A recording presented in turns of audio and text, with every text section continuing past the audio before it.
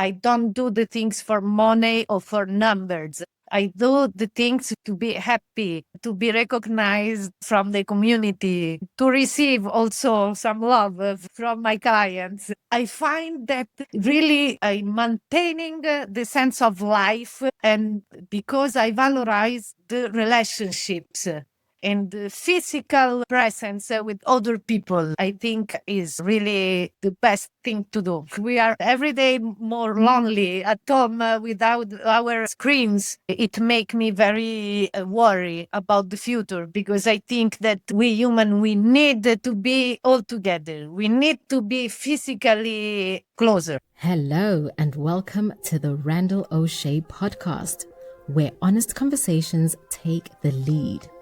Each week, we sit down with entrepreneurs, artists, thinkers, and change makers to unpack how they got from there to here and what they learned along the way. Real stories, no filters, lessons earned through experience. So you can take what's useful and leave the rest. Whether you're tuning in during your commute, a workout, or while making dinner, we're glad you're here. So take a seat, relax, grab a cup of tea, and join in the conversation. Now, let's get into this week's episode.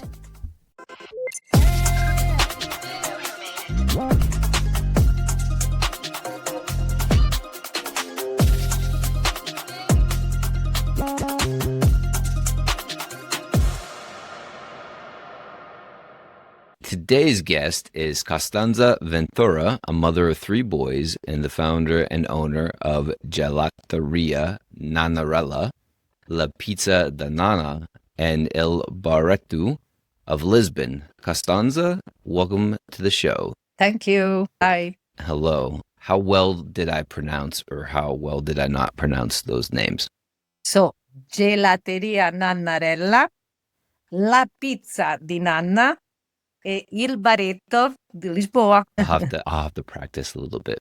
Before we get into the questions and kick this off, just wanted to let our listeners know what we try to do here at the Randall Osché podcast. So the key tenet of the podcast is that others have come before us and accomplished what we are striving for. And a great way to go further faster is to meet those people, learn from their experience, and shortcut our own journeys, avoiding some of their missteps. We believe that everyone, regardless of status, has their own story to share, and that everyone else can learn from it if you're open to it. So, Costanza, I don't think that you always were a restaurant owner. I think it's a good starting point as any. Just tell me a little bit about how we got to where we're at the beginning. Yes. So I born in Rome and I studied there. I studied classic studies in Italy, where we learn very heavy and classical things like ancient Greek and Latin and things like this, and a lot of philosophy. And then I studied sociology, and I did a master in development cooperation in the north of Italy. After this, I started to work in this cooperation world for 10 years, more or less. And because I had always this will work in a responsible way, and to be useful for this world in some way. And I love to travel. My first part of life has been like this, traveling a lot, working with people in the project for development or rescue. And there I develop the capacity to plan projects and to manage them, and to also set very clear goals, and also how to get the results of these goals by activities, let's say. I apply these competencies for my new business when I came here in Portugal living. The reason why I thought to work in development cooperation is not just one reason. I have more than one. The main one is that I used to work in, let's say, difficult countries for our Western mentality. My partner at that time was not available to have kids in these more difficult countries, let's say. So I came back in Italy and I worked, let's say, much more in the management and in the evaluation of projects. So in a more bureaucratic way in Rome, because I wanted to make family, I had to have kids with him. Then at one time I felt like don't want to be anymore here. I want to go in the world. We decided to move here in Portugal because it was at that time a country very full of opportunity. It was going out from the crisis, economical crisis of 2008. So here we found a compromise between to live in a developed city with everything, but also to have this challenge of a lot of opportunities that were here available for us to develop. Just quickly, for the development cooperation that you worked for, what type of work did you do when you had that job? I was project manager. I was project manager mainly. And I worked for NGOs and I worked also for United Nations, in particular for FAO, the Food and Agricultural Organization. And there I plan and I manage projects of, for instance, conflict management about land or reconstruction after war or education development projects, let's say. Yes. In cooperation with, especially with the UN, yes, with the Ministry of Foreign Affairs, the Italian, and the European Commission. So these projects are all financed by these institutions, and the project managers apply for financement through projects, and then have to, I don't know if you can say like this in English,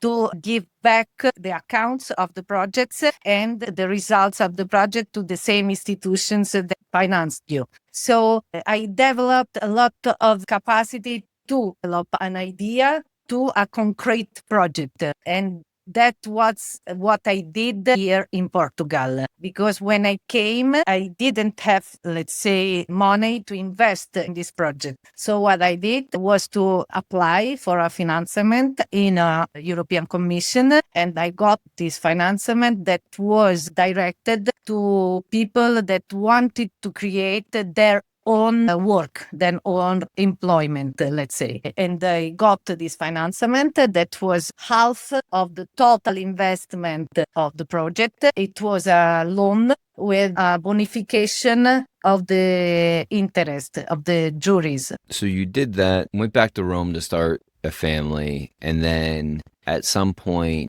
you felt like you needed to explore, go somewhere else, that you've exhausted your time in Rome for the time being. Yeah. And then Lisbon, Portugal, you said was at that time had a lot of opportunity. It was developed city, developed country, and I'm assuming like the financial hurdles to start a business there were maybe less than in other major cities at the time. Is that fair? Yes, it is. And it was available, let's say. Okay. When you moved to Lisbon, did you simultaneously move there and then start to work to open up your shops? Or did you live there and then for the 0 to 12 months while you were there initially work on those projects, right? Like how instantaneous was it that I'm going to move to Lisbon and then I'm going to open up was it the Gelato? Yeah. Gelateria first? So the gelato, yes, the gelato is my main activity, let's say. I am an ice cream maker. It lasted 3 years, more or less, to open the business. But I started to work on it immediately when I came. But I continued to work in remote for my NGOs in Italy. In the meantime, when I was building up the business. So it lasted 3 years because the things here in Portugal, like in Italy too, are very slow.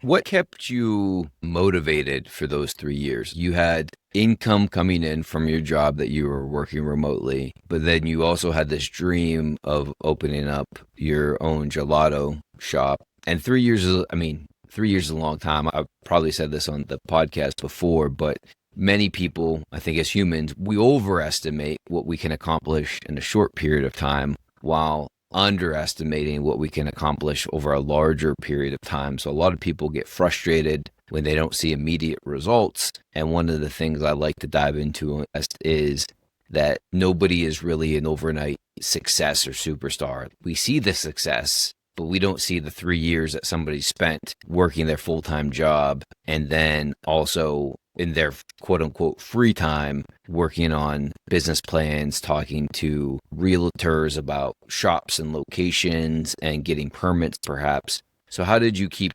motivated that for 3 years that this is going to happen someday and this is my dream and I'm going to continue to pursue it? Yeah. So the motivation was the dream to have something that I could manage in my way. So this was the main motivation. But I last 3 years because I repeat, I am a mother of 3 boys. So it was not just the work, the full-time work that take me time, but also the family. And my last son burned exactly during this process. It slowed down my activities a bit. I have to confess also that I am a bit hyperactive. I don't know if this is a good thing or a bad thing, but I have this natural propension to do a lot of things at the same time, and it makes me alive, and I have a lot of adrenaline. I am a person very active. The motivation was this. It seems as though that, like you said, you like to do a lot of things. We're just having the first conversation ever, but I would guess that what motivates you and drives you and maybe what excites you a bit is to do things, right? To work for your NGOs and be a project manager. And while doing that, raising your family. And while doing that, also working on your business plans and getting permits for your businesses to come. What do you think drives that? Is that just your natural state where you want to be going and moving and learning things? Or was there a point in time in your life where it sort of clicked of, I enjoy the process of doing things and creating? I was not aware at that time that I enjoy to be creative. Let's say I was not aware to be a creative person. It's something that I could observe just in the last years, because I always describe myself like a very rational person. The stuff that I used to do were because I have to do it, is my responsibility to do it, and the sense of responsibility, will to do the things with meanings, have been always my motivation. Also, the curiosity. You said something that for me is very important in my life. I am a very curious people. So I love to travel in different worlds, to know different people and to take from the differences the good of life, let's say. I really like that. I can appreciate it myself. I'm a creative as well. I like to create. I like to do the podcast. It's also a problem because once I figure something out, I sort of lose interest in doing it, right? Not that this is a super popular podcast yet, but the exciting part for me is getting to this moment of what equipment do I need? How does it work? How do we do these things? And building that model, making it simple and repeatable is like cracking the code for me. It's like putting the puzzle together. And once that puzzle is put together, like that aspect of it, I'm like, maybe I want to move on to the next thing. But we're working through it because we're not done yet. But years ago, I had started it was actually a candle company. I had started making candles. And as a guy, I like candles. I got a piece of advice from my sister years ago, my early 20s, late teens. If you want girls to come over to your place, it should smell good. Get some candles, burn some candles. I was like, okay, fair. Enough said. I'm a candle guy now, right? Fair piece of advice. Candle, that always stuck with me. But then candles, this was, maybe 15 years ago, I think, were very feminine in sense, like floral patterns on the candles. I was like, well, guys can buy candles too. How about we have a gentleman looking candle, like a manly looking candle? So that was kind of my shtick. But I didn't do it to be creative. But in that process, I was like, am I creative? Do I like to be creative? Yeah, I guess I am. But it was that moment in time where I was like, oh, I actually enjoy going through this process of building and creating something. But getting back to the shift from your former life of supporting NGOs to opening up your own restaurants. Was there a specific moment or decision or realization that you decided, this is two parts, that one, that you no longer wanted to be in NGOs, do that development work? And two, was it always a dream to open up a gelateria? No. So my dream was much more to have something mine that I could manage in my way. Then open this opportunity in Lisbon because me and my partner, we had a friend of us living here. So we start to know Lisbon and I really loved Lisbon. And Portugal. We start to come here to visit the country. And when we decide to move, I found out that in this city were very few ice cream shops. And ice cream gelato is Italian specialty. And we had a friend of us in Rome with a historic ice cream shop in our neighbor. I start to look how it worked. And I found it very easy from a technical point of view. I put everything together and I thought, okay, in Lisbon could be a very successful and easy business to build up an ice cream shop. And I was right. Because the weather here is perfect to have ice creams. Also, the moment when we opened were perfect. And also, we brought something with a very high quality, but with an accessible price. People became crazy. And the success of my first shop has been in 2 months, very explosive and with big lines. And my shop was just 18 square meters and it was very small and including everything, 18 meters, including everything like a toilet, kitchen, balcony, client space. So it was really very small with a big line outside the door because there was no space inside. This was also one of the factor of the success because imagine that to have always line in front of your door. So people became very curious. What is happening there? Why there is always line? But the technique to have the balcony real in the door was very good from this point of view. It was not made with this intention, but then I found that it helped.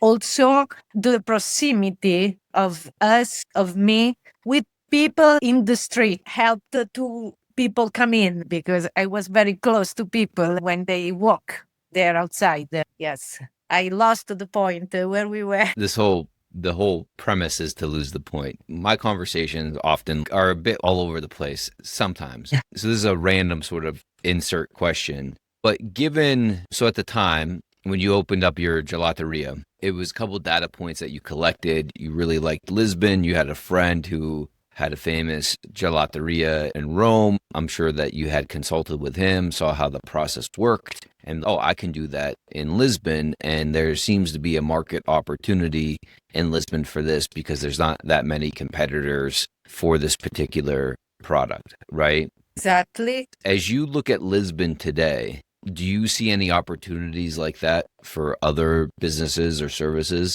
Today, I think that here in Lisbon, the concurrence is very high and it's very difficult to start a business in restoration because the rent of the shops is very high. And in the last years, opened so many restaurants and so many ice cream shops and pizza shops that also closed immediately because of the weight of the rent.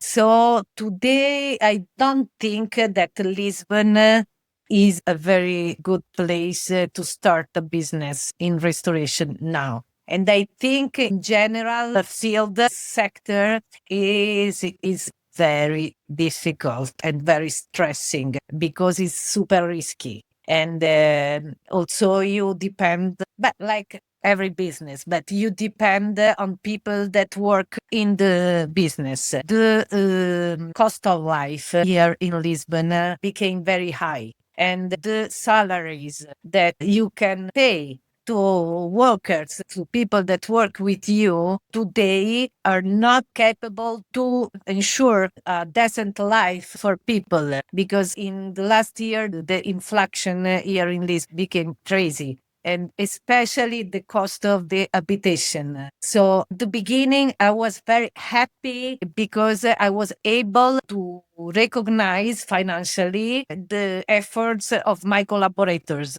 Today, my efforts to recognize their work is not enough, and but I'm not able today to increase so much the salaries because the business have also to respect their own balance, its own balance. Yes. So for me, this is a huge problem for running restaurants and business with a lot of human work, let's say, and physical work with presence of people. Also because people are not available. Young people, I work with young people, obviously, but it's not so easy to find people available to this kind of physical work with presence because I think today everybody have this illusion, especially here in Lisbon, there are so many people working in remote that seems like to be always in holidays for workers. So the image of work change and people are not available anymore to sacrifice. And I find it normal and right because it's normal. Because the life that I lived of sacrification, of a lot of hours using my body also in an excessive way, then I paid a lot all this dedication. So I think that now the new generations are more aware of life. I mean, we need to live, not just to work. I Yes. think so too. I mean, I sort of grew up in like my generation. I'm a millennial. My early adult life, I remember before the internet became the internet and before cell phones became what cell phones are today, right? And I think with that, I often think to myself of like the access to information, right? If you wanted new information, you had to go buy a book and read a book, or you had to talk to somebody who's done the thing before you. Or if you're talking about using your body for work or having a stressful job, you couldn't just hop on YouTube and watch a podcast about somebody who had done this thing before. You had to be like associated with that person in real life to some extent to learn those lessons. But now the generation of people that would be younger and maybe working in your gelateria, like they know all of that information already. They're much more informed about things that maybe we blindly did, that we weren't thinking of outcomes or unintended consequences. They're aware of those things now at a much broader scale than at least I was when I was coming of age. One of the things that we talked about is before we started recording was the artisanal nature of your restaurants. So I wanted to touch on your business model is built on an artisanal nature and intentionally avoiding franchising or massive expansion. I should probably ask this in two parts, but how are your restaurants today, like artisanal? How does that show up? Does it show up in the inputs, as in like the ingredients that you use, the method in which you cook or create your products? We'll pause and just I'll let you answer that part first. Yes, is a lot of elements that define, in my opinion, what is artisanal. First of all, for me, as an artisan, is a person who do make unique things. So make the things in the way that he loves. So the product of an artisan are unique and are not always the same. In the case of ice cream, me like an artisan, I use just fresh fruits and I cut the fruit all by hand. The ice cream then will come out from these fruits will not always the same. Every day will have a different flavor and texture because of the fruit that we are using. Secondly, is the human part, let's say,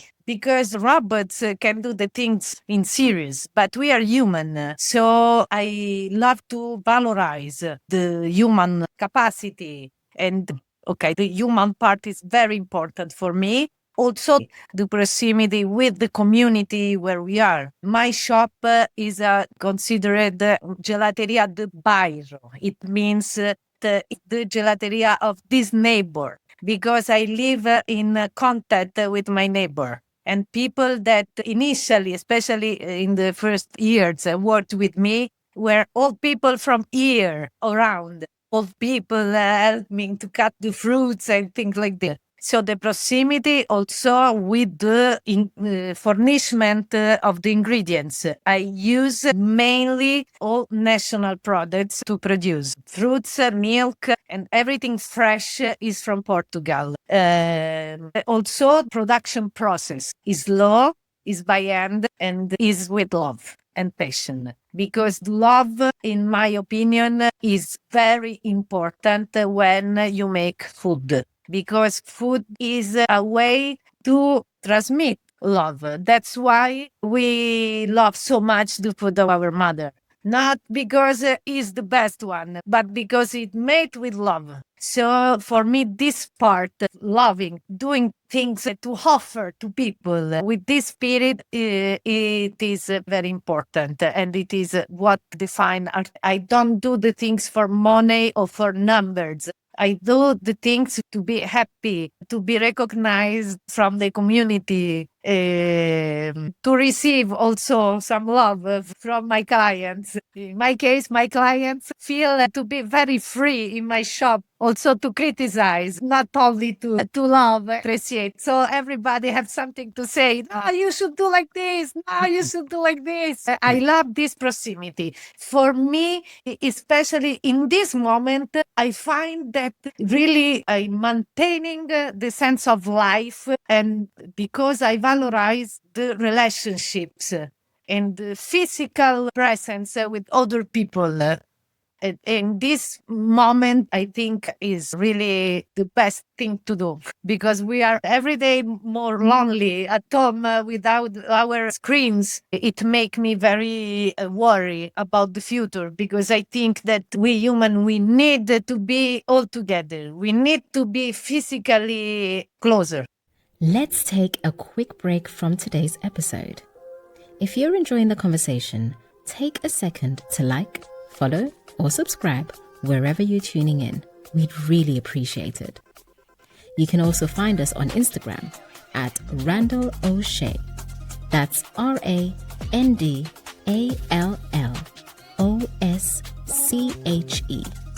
And check out more at podcast.randallosche.com, including show notes and other resources from today's episode. All right, back to the conversation. What's the best-selling flavor of gelato? In my ice cream shop is caramel, because people become crazy with caramel. It's very gorgeous flavor. But here in Portugal, strawberry. Portuguese are crazy for strawberry, crazy. And in my shop, pistachio. Because I promote a lot, because I love them. But you see, pistachio is one of the most expensive flavor that I produce. So I didn't do very well to promote it, because now I sell a lot of pistachio. I could promote lemon. It was bad for Smart. my point of view. Smart businesswoman. You had mentioned community, and I was doing some research before looking up your shops, a bit of your philosophy. And I know community is important to you and your businesses, but I guess why is it important is number one. And then two is, how have you focused on or integrated the concept of making sure that you're not one woman doing these businesses, but that you're one woman facilitating a community around these businesses and around your shops, whether with the people that you serve, whether it's your neighborhood, whether it's the suppliers that you work with to get your fresh fruits that you put in your gelato. Talk to me a little bit about that. Yeah. As I said, I love to do the things with meanings. And I feel that to build up community is a way to continue to participate to the development of this world, let's say, in a more honest way. because when I worked in a development cooperation, you are in this world of helping people. So you are like in a superior stage of the people that you are helping. But with business and with the community, I feel to be in a same level of people that work with me. Also, secondly, why community? Because business is made for people. People are the main asset of a business. If they feel to work in a project, they are involved, they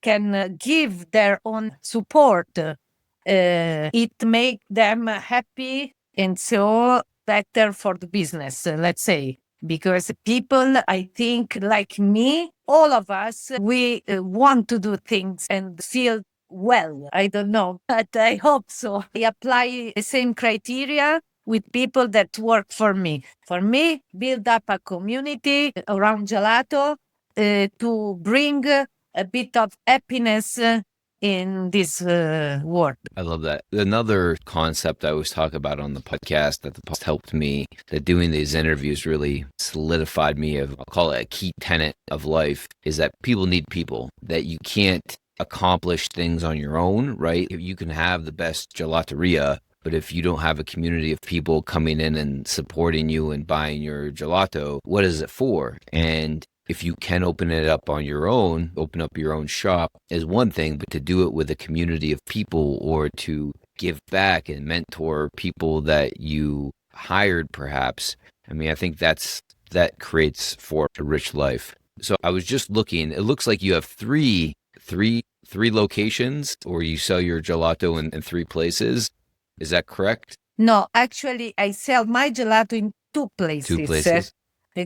Yes, that is the main shop that I have. And in this shop, I have the lab, which is the main one in La Piedade, close to the parliament. I am a Roman, so I opened close to the parliament because we Roman, we are always close to the power. And the other one is in the last floor of the Corte Inglés de Lisboa in the gourmet part. And my shop is surrounded by 5 restaurants with Michelin stars. So we have just these 2 places where we sell, but then we distribute a lot. And also we have in the gourmet supermarket of El Corte Inglés, which is this big chain of supermarkets, we sell some already made boxes with one flavor that clients can pick up directly and eat. Yes, but we also do a lot of events because here in Lisbon you have a lot of music events,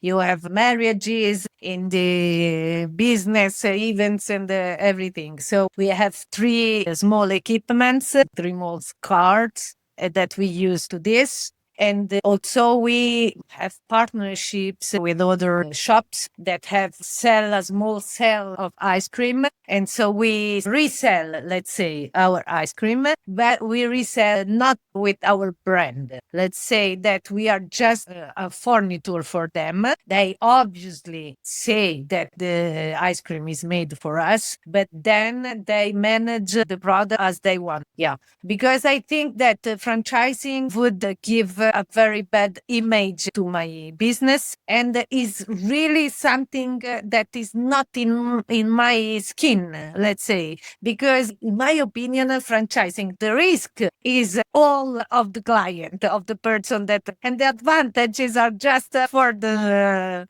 franchisor. It is something that I don't like. And also, I am not a control person. So for me to franchise, to control that everything should be equal is not my job. My job is much more to stay with people and to suffer with them and to be happy with them. And I didn't mention, but in my lab, ice cream lab, I started a collaboration with also already 10 years ago, or more or less, 7 years ago. I started a collaboration with an association that help people with the deficiency to work. So my responsible of the Gelato Lab is that person. And the helper also have some difficulties, let's say.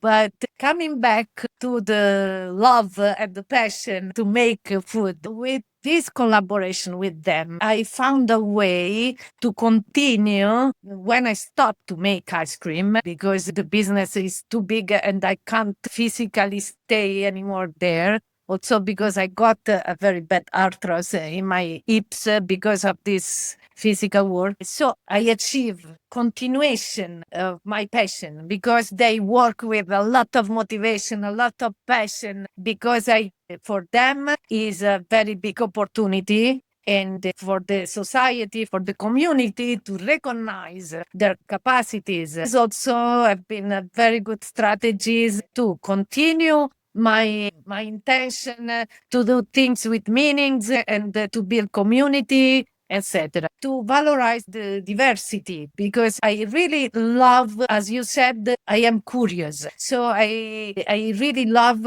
to know and to study all and to have around me all different people. And for instance, that person has very proper characteristics and they live in a very interesting world. So I also had this opportunity to know these differences, also to valorize the advantages that a limitation can give in the work.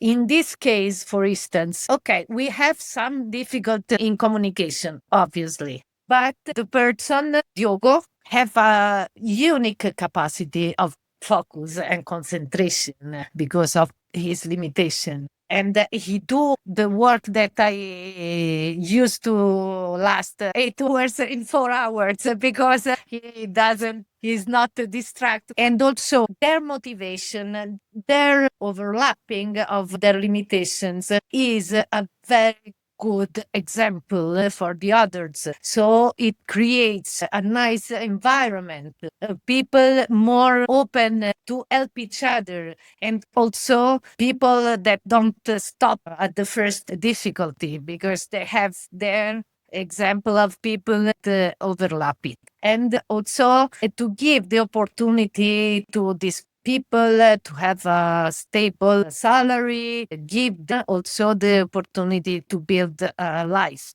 So I'm very proud that Diogo, my main collaborator, could buy a house and have a loan to buy its own house. I'm super proud of it. But not because I'm a good person. No, I'm proud because it makes me happy. Yeah, I Yes. feel the same way. It's nice to help somebody accomplish their dreams and their goals. Getting back to the physical locations of the gelaterias, you had expanded at least the one location into a pizza shop and to a bar as well. How did that happen? And what maybe inspired you to go from just a gelato maker and then expanding into these other two areas of the pizza shop and bar? Yeah. So I would say the gelato ice cream, the gelato shop was very small. It was almost in a corner. And in front of this gelato shop, there was a small market, fruits, fish, but the market was almost empty. And anybody was using the shops in this market because at that time, in my street, there was just 2 or 3 shops open. The rest was abandoned, including this market in front of my shop. I start to look at it and I insist with the administration of this market to give the shops to people. They have to do something public and people have to present projects and they choose the one that is good. Okay. So they opened this and I was the only one that I participate. So I rented these 2 small places in the market in front of me. But I used at the beginning these places like a store, like a store for my stocks. And also I used the people in the market to help me to cut the fruits because I didn't have space inside the shop. It was too small. So I used to go out and in to get my things in the other side. Then, with a friend of mine, we opened the coffee shop because it was a natural component of the ice cream shop. I didn't have space inside the shop to have a coffee machine, to make juices with the fruits. Imagine that I have hundreds of kilos of fruits and things. So I can do many things. So I opened in this market a very small bar called Baretto. Then, since I was producing a lot of gelato in this small shop, and I have been contacted by the Corte Inglés to produce and to have a shop there and to produce ice cream from them, I couldn't have this opportunity because it was too small, my shop. I just have one fridge, one freeze. So it was very difficult. So I had to say them, no, I am not able to do it. Please wait for me. I'm looking for a solution. And I could rent a shop a bit up of mine. So I start to produce, I continue to produce in my small shop. But there I put it fridge to stock the ice cream and the fridge to stock the milk because these logistic things are the more difficult challenges in ice cream. After this, I could rent also the apartment that was in the back of this shop. At that time, I could move in this new shop with a bigger lab, but also very small. The ice cream shop, the small one, was very famous because it was very small, but people used to make lines there. With another friend, we thought, okay, we have to use this popularity of the shop. We opened this small pizza shop. Then after some years, he went out. He came back to Rome. He stayed with the pizza shop. And the pizza, I'm not a pizza maker and I don't want to learn because, yes, it's too much. What I did was to call a person. It was almost the same thing that I did for ice cream. To have this high quality product, what I did was to call an expert from Italy coming here and giving trainings and developing the receipt with me, with my criteria, but with professionality, with competencies. But in ice cream, I got a school of ice cream. So I had a professor he teach me how to use ingredients to balance the receipt. That's why another thing about the artisanal, that's why my ice cream is artisanal, because I don't use any chemical to make the texture and the flavor better, but I use the composition of the ingredients to got a balance between fiber, fat, water, sugar that ensure that a good texture to be served. In the case of pizza, I didn't have these master contacts, but I have very good friends of us, of me, that own a pizza shop since 20 years in Rome with line. And he had the receipt of the pizza from another person who had the pizza shop 20 years before. So he came here and he just teach what he was able to do. So what completely different because the gelato, I have a scientific background and it's me that I make the receipt and everything. Pizza, I have a more experience background, let's say. Very good. And something that happened very nice. When I opened the pizza shop, I bought a new oven. And when my friend came here, he looked to the oven and he said, I'm not able to use it because I use old ones that I inherited in my pizza shop. So I had to give back the one. And I bought 16 years on from Rome. He came, big one, very difficult to put in the shop. And then he came back and he teach how to use. Because the techniques of the pizza is like, you have to open the door at this time. You have to do like this to have this. So really an experience way, but very nice because we have a history. I remember listening to a podcast. It's called How I Built This with Guy Raz, and he interviews, people who have started businesses that have turned into very large businesses, or they might have sold them to like a conglomerate, right? Once they got so big. And I remember he's interviewed a couple different ice cream makers that have started small like you and then have became very large brands and had sold their brands to larger companies that are in major, I would say, most large U.S. grocery store supermarkets. And I remember listening to one of the episodes where the guy had a challenge. He could make a small batch, and that small batch was good. It was tasty, had the right consistency. But then when he went to mass production, that the same ingredients wouldn't work the same way because you couldn't do it at scale for whatever reason. And it was not the same flavor, not the right consistency. So I'm just curious, because if you ran into that problem, or is it because you remain to do small batches in your artisanal way that you don't run into those challenges? Both.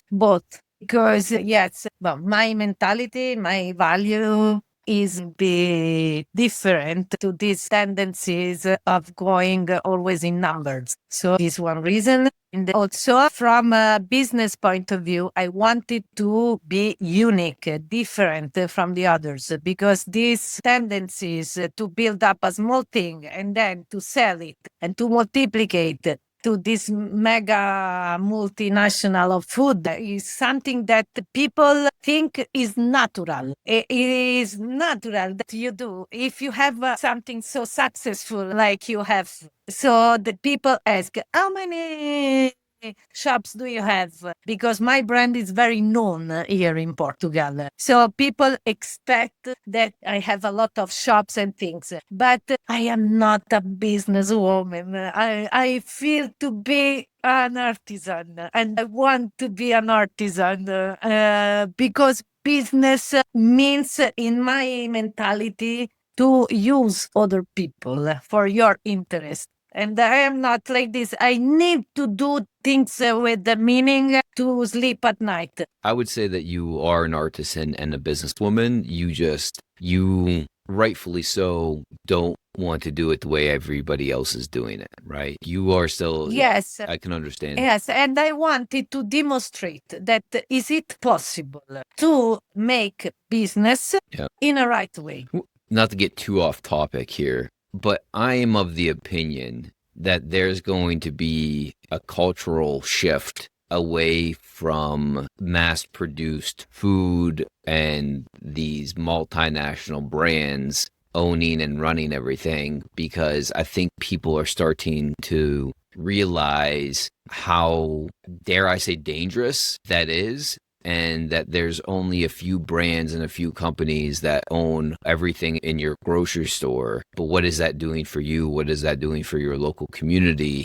If you franchise, or if you sold to a larger gelateria and they operate it, it wouldn't be the same. And you would lose community, and they wouldn't have the same principles and ethics that you have of wanting to support the local community and feeling joy when one of your employees is then able to go and buy their own home because of the opportunity that you provided them and the opportunity that your community provided you to operate. And I think as time progresses, I think that the world that we created, I mean, it is good and bad, but I think some of those unintended negative consequences of us not owning our own businesses anymore is one of those things that is going to be corrected. Especially about the product. I wanted to maintain also the unicity of the product. And I think is a very good strategy for business too. But because of what you're saying, for instance, Lisbon is becoming a very touristic city.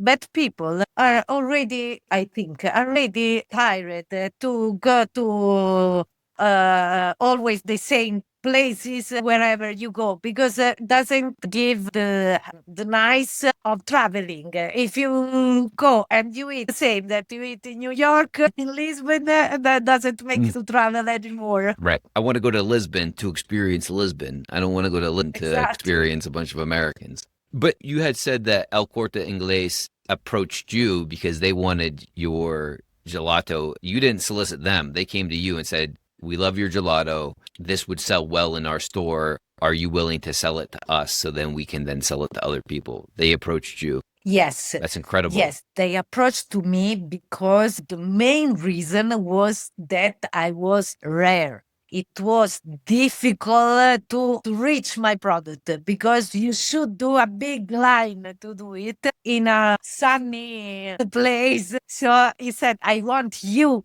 because you are great and you are not accessible. So I want you in my shop. And I accepted because here in Lisbon, il Corte Inglés, it is like a grocery shop of rich people, let's say here in Portugal, but still it's something very close to people, to Portuguese people. It's not a supermarket, yes, that don't consider people. That's why I love to work with them, and also because I work with gourmet part. So it valorizes a lot my product. And since I start to work with them, the shop here in the city in there became bigger because they gave me a lot of visibility. I was just thinking that sometimes, I think oftentimes, the challenges that we face provide us with the opportunities that we need. And perhaps you might not have had the same success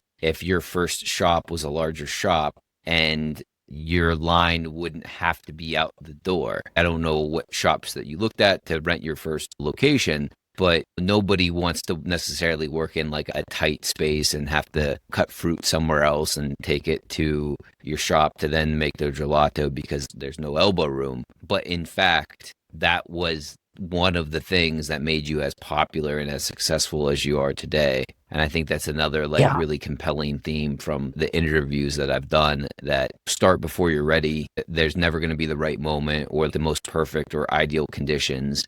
And then sometimes, like your story, less than ideal created the ideal business. And now people, the fancy rich grocery stores are coming to you and saying, we want to sell your stuff here because it's phenomenal. Yeah. Yeah, it is also the story life, the life story that is behind it. I don't like to speak about it, but I think it's very good to speak about it in this podcast because I opened the shop and my last son was very small. And I was still giving milk to him. Yes. So I used to do it in the shop, imagine, because I didn't have time. I couldn't do differently. And at that time, I was with my partner still. People had this image, a bit stereo of the Italian family in the shop. But then, after almost 1 year, we divorced. This became like a Brazilian novella here in Lisbon. Yeah. Also because, unfortunately for me, he opened another ice cream shop. Of course. So this competition, let's say, and this story contribute, I think, also to the success. But it's just one of the elements. I mean, it was a lot of things that worked well. Also the name. The name, I think it worked very well, Nannarella. Because, okay, for Americans, it's a bit difficult to pronounce, but also here people have some difficulties. But the sonority is Italian because everything it is Ella, Ella, and it's very music. And also, Nannarella is the name, the surname, I think, of Anna Magnani, that was an actress of the 50s in Italy, of the very good Italian cinema.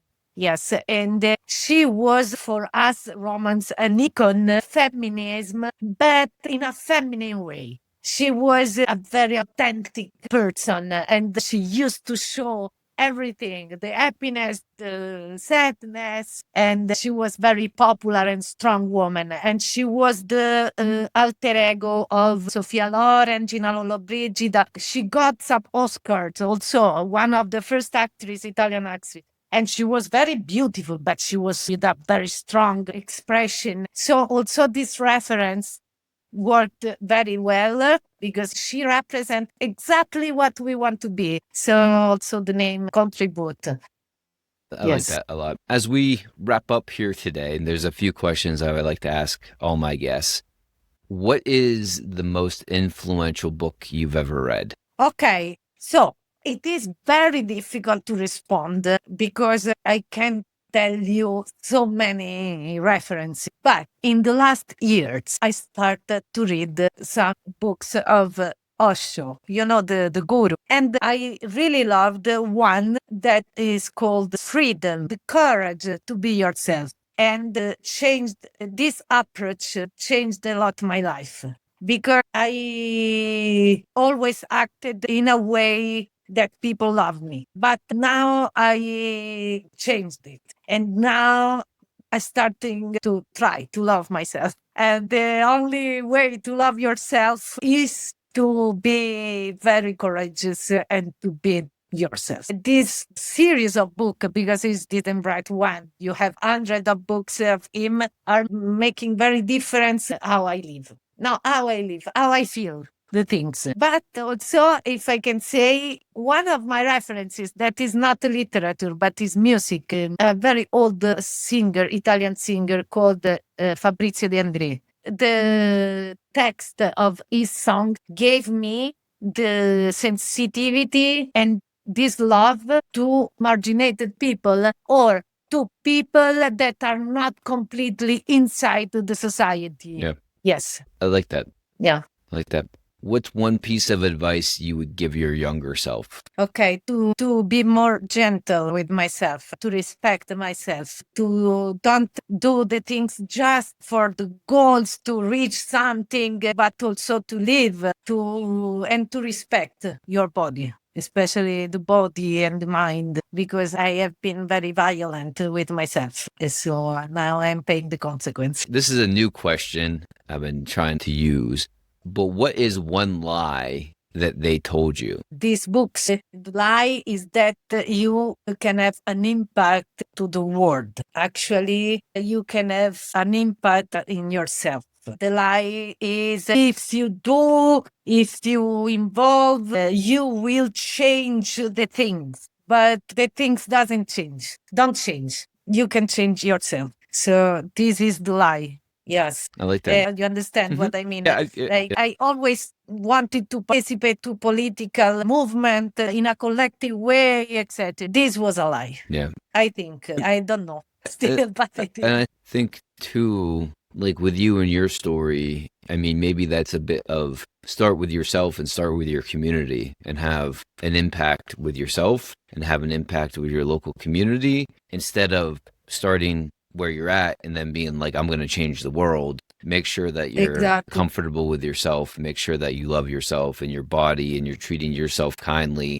and then impact your community and those around you, and to see where that goes. Instead of, I'm Randall Osché, I'm going to change the world, and I haven't done anything for myself or the people around me. Yeah, this is the big lie that said to me along my life. Yes. And where can our listeners find your products? Where can our listeners stop in and have a pizza? Where can our listeners find you on social media or connect with you? Yes, so we are physically almost in front of the parliament here in Lisbon. And we have the three shops, the bar, the ice cream shop, and the pizza shop in a corner, very small corner, so you can get the three walking close to the parliament.